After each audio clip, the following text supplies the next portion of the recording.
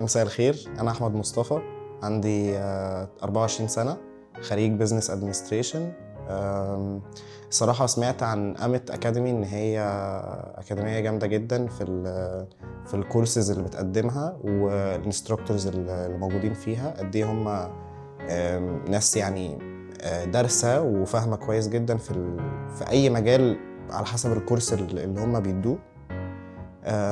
أنا سمعت الكورس ده من يعني عرفته من حد قريبي هو كان بياخده، ف يعني he suggested عليا إن أنا أخده. فصراحة أنا يعني الكورس اللي أنا باخده هو سايبر سيكيورتي.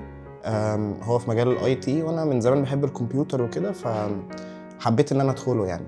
والصراحة من أول يوم في الأكاديمي، والناس فريندلي جدا، ودايما بيسألونا هل مثلا في أي مشاكل في الدراسة، هل في مشاكل بتواجهكم على مثلا البلاتفورم اللي هي بتاعت أمت.